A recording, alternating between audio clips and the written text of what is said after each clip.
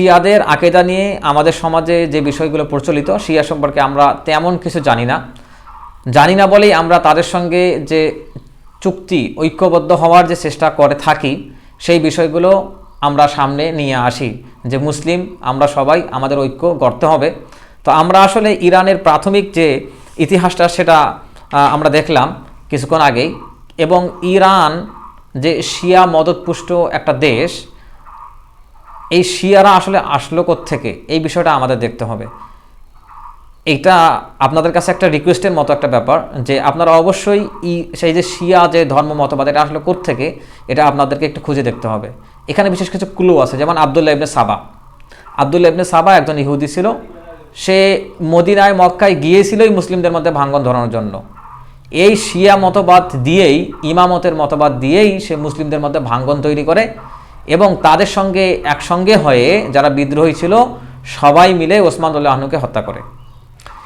এরা মিডিয়ায় এসে যে ইসলাম ধর্মের কথা বলে, এরা সেটা তাকিয়া থেকে করে। তাকিয়া হচ্ছে এমন এক প্রকার মিথ্যা যা মানুষকে ভোলানোর উদ্দেশ্যে, মানুষকে ধোঁকা দেওয়ার উদ্দেশ্যে কিংবা নিজের জীবন বাঁচানোর উদ্দেশ্যে এই শিয়ারা বলে থাকে। তাকিয়ে করে তারা মিডিয়ায় কথাগুলো বলে থাকে।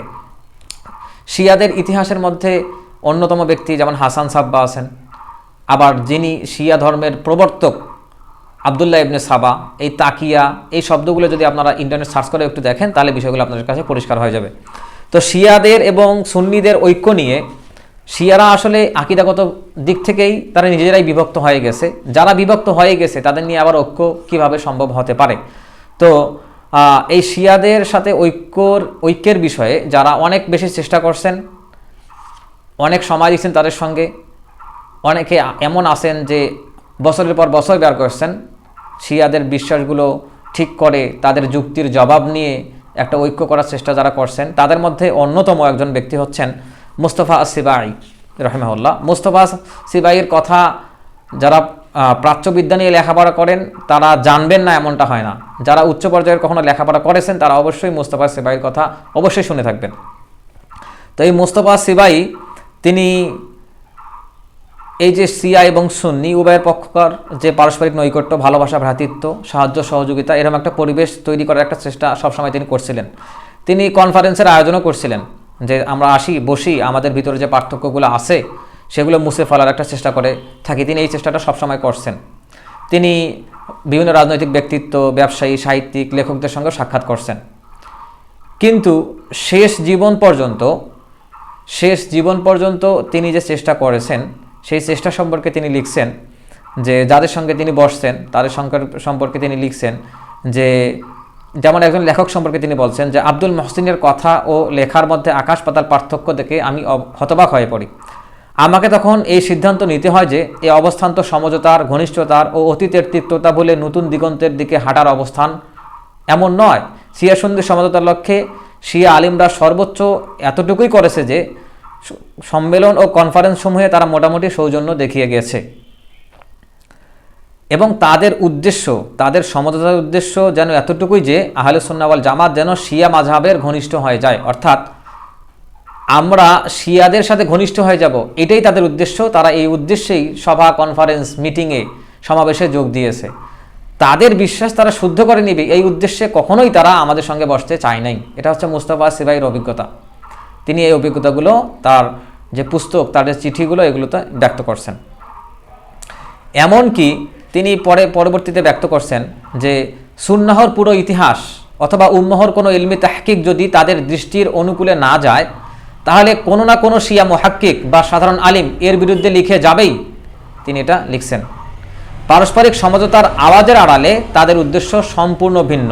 তারা সুন্নাহ অনুসারী মুহাক্কিকদের চরমপন্থী ও সাম্প্রদায়িক আখ্যা দেয়। তাদের তাহকিকি কাজকে জাতিদ্বয়ের মধ্যে সমঝোতা প্রয়াসের অন্তরায় মনে করে।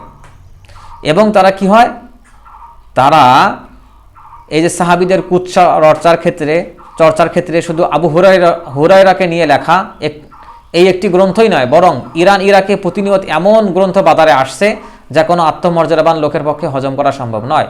এগুলো এমন বিষয় যা এই বিরোধকে দূর করবে, পরের কথা আরও জাগিয়ে তুলছে। তো এই হচ্ছে মুস্তাফা সিবাইয়ের অভিজ্ঞতা। তিনি এই শিয়া এবং সুন্নির ঐক্যের ক্ষেত্রে যিনি সবচেয়ে বেশি গুরুত্বপূর্ণ ভূমিকা রাখার চেষ্টা করছিলেন। এরপর আরেকজন শায়েখের কথা আমরা বলতে পারি, তিনি হচ্ছেন শাইখ মুসা জারুল্লাহ।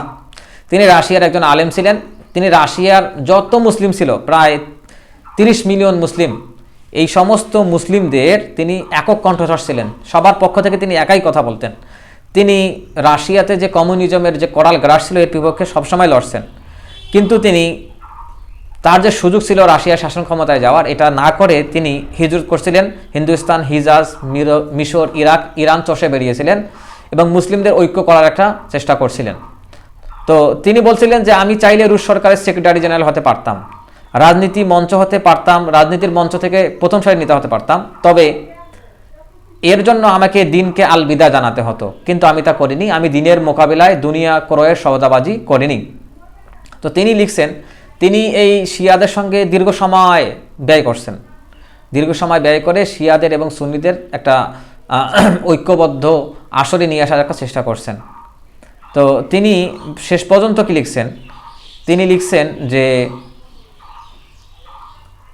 শিয়া রাষ্ট্র যেসব অঞ্চলে তারা সংখ্যাগরিষ্ঠ সেসব রাষ্ট্র এলাকা সফর করেছি। 7 মাসেরও বেশি সময় তাদের পাশে কাটিয়েছি। তাদের ইবাদতখানা, খানকা, মাজার, মাহফিল, তাজিয়া, মসজিদসমূহ উপস্থিত হয়েছি। ঘরে, মাদ্রাসায়, মসজিদে তাদের শিক্ষাদান মজলিসে বসেছি। মুহররমে নাজাফে অবস্থান করেছি। আশুরার দিনসমূহ তাজিয়া বহনসহ যা কিছু করে সব কিছু খুব কাছ থেকে প্রত্যক্ষ করেছি। এরপর তিনি একটা পুস্তিকা লেখেন। সেই পুস্তিকায় তাদের যে বৈশিষ্ট্যগুলো আছে, যে বৈশিষ্ট্যগুলোতে আমাদের আপত্তি আছে, সেই বৈশিষ্ট্যগুলো তুলে ধরেন এবং এই বৈশিষ্ট্যগুলো তিনি সুন্নিদের আলেম এবং শিয়াদের আলেমের কাছে পাঠাই দেন জবাব চেয়ে। এবং তিনি সেখানে লেখেন যে আমি নিষ্ঠচিত্তে এ মাসআলাসমূহ নাজাফে আশরাফের আলেমদের বরাবর পাঠাচ্ছি। আশা করছি তারা এ সত্য প্রশান্ত চিত্তে এ থেকে উপকৃত হওয়ার চেষ্টা করবেন। এর দ্বারা আমার উদ্দেশ্য শুধু এটাই যে উভয় মুসলিম বিশ্ব তথা শিয়া সুন্নিদের মধ্যে যেন সমঝোতার পথ উন্মুক্ত হয়। আশা করব আপনাদের আলিম সমাজ এককভাবে হোক কিংবা সম্মিলিতভাবে অত্যন্ত পরিষ্কার ভাষায় আপনাদের স্বাক্ষরযুক্ত জবাব পাঠিয়ে বাধিত করবেন। তিনি এই চিঠিতে যে বিষয়গুলো দিয়েছিলেন সেই বিষয়গুলো হচ্ছে সাহাবীদের তাকফির, সেই বিষয়টার অন্তর্ভুক্ত ছিল খায়রুল কুরুনে সালাফদের যে অভিশাপ দেওয়া এবং তাদের গালি দেওয়া, কোরআন বিকৃত করা, সকল ইসলামী সরকারের কাজী ও আলিমদের তাগুত আখ্যা দেওয়া, তাদের কাফির সাব্যস্ত করা, শিয়া ছাড়া সকল ইসলামী ফিরকাকে কাফির এবং তাদের চিরস্থায়ী জাহান্নামী বলা, এবং আনুগত্য ওয়াজিব, ইমামের নেতৃত্ব ছাড়া অন্য কারো নেতৃত্বে জিহাদ দহিত হওয়া, তামৃত এবং শুকুরের মতো হারাম হওয়া, শাহাদাতের মৃত্যু শুধু শিয়াদের বৈশিষ্ট্য হওয়া, এমনকি কোনো শিয়া বিছানায় মারা গেলেও শহীদ হিসেবে গণ্য হওয়া, ও শিয়ারা কাফিরদের সঙ্গে জিহাদ করে মারা গেলেও শহীদ না হয়ে জাহান্নামী হওয়া, এই বিষয়গুলো তিনি এই চিঠির মধ্যে লিখছিলেন যে এই বিষয়গুলোতে আমাদের আপত্তি আছে, এই বিষয়গুলো আপনারা সংশোধন করেন। কিন্তু তিনি শেষ পর্যন্ত তার যে চিন্তাভাবনা সেগুলোতে তিনি আরও কিছু বিষয় এই চিঠিতে আরও কিছু বিষয় দিয়েছিলেন, যেমন উম্মাহর হাদিসসমূহের অস্বীকৃতি এবং শিয়াদের এ দাবি যে যেভাবে সম্ভব উম্মাহর বিরোধিতা করা যায় তাতেই কল্যাণ নিহিত, শিয়াদের দাবি এটা। অথচ এই মূলনীতির আলোকে ইসলাম বিধ্বস্ত হওয়ার আগে খোদ শিয়া মাযহাব বিধ্বস্ত হয়ে যেতে দেখা যায়।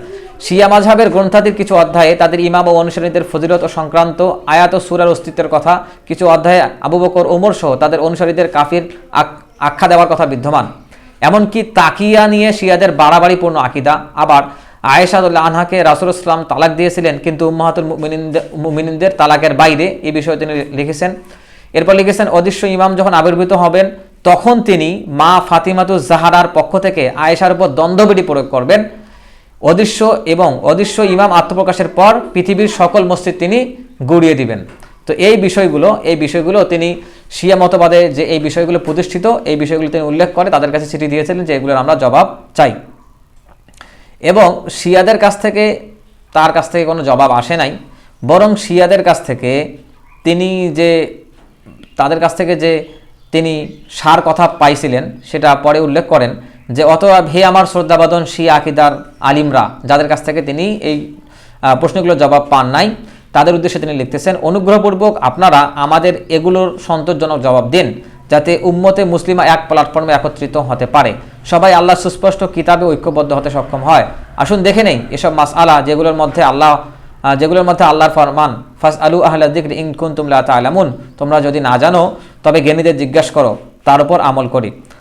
তারপর তিনি লেখেন যে খোদ ওই জাতির মৌলিক গ্রন্থাদির সূত্রে তাদের কিছু আকীদা সম্পর্কে জানার জন্য যা তাদের সামনে উপস্থাপন করেছিলাম। এর প্রতিক্রিয়া কি হয়েছিল জানেন? তিনি লিখছেন, আমি 1 বছরেরও বেশি দিন তাদের কাছ থেকে জবাবের অপেক্ষায় থাকি, কিন্তু বসরার একজন আলিম ছাড়া কারো থেকে কোনো জবাব পাইনি। বসরার ওই আলিম দায়িত্ব পালন করতে গিয়ে পুস্তিকা আকারে 90 পৃষ্ঠার একটি জবাব রচনা করে আমাকে পাঠিয়ে দেন।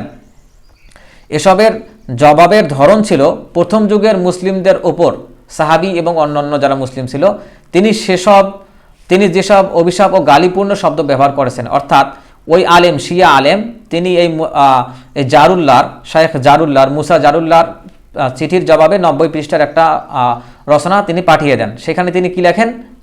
তিনি এমন জবাব লিখছিলেন, সেখানে তিনি বলছেন যে যেসব অভিশাপ ও গালিপূর্ণ শব্দ ব্যবহার করা হয়েছিল সাহাবীদের উদ্দেশ্যে, তা ছিল তাদের প্রাচীন গ্রন্থাদিতে উল্লিখিত গালিগালাজের চেয়েও অধিকতর জঘন্য। অর্থাৎ আগের যুগের শিয়ারা রাসূলুল্লাহ সাল্লামের সাহাবী এবং সালাফদের যে ভাষায় গালিগালাজ করেছিলেন, শায়েখ মুসা জারুল্লাহ তাদের উদ্দেশ্যে সেই উত্থাপিত বিষয়গুলো যখন উত্থাপন করলেন এবং বললেন যে এগুলোর আমরা জবাব চাই, তখন যে একজন শিয়া আলেম সেগুলো জবাব দিয়েছিল, তিনি আগের যে শিয়ারা ছিল তাদের চেয়েও সাহাবীদেরকে আরও জোরালো ভাষায় গালিগালাজ করেন। এই ছিল তাদের পক্ষ থেকে প্রতি উত্তর। এখন আপনারা যারা শিয়াদের ঐক্য সম্পর্কে বলার চেষ্টা করেন যে শিয়াদের সঙ্গে আমাদের ঐক্য করতে হবে, তারা মুস্তাফা সিবাই কিংবা শায়েখ মুসা জারুল্লাহর মতো চেষ্টা করে দেখতে পারেন যে আসলে সেখানে কোনো ফলাফল আছে কিনা।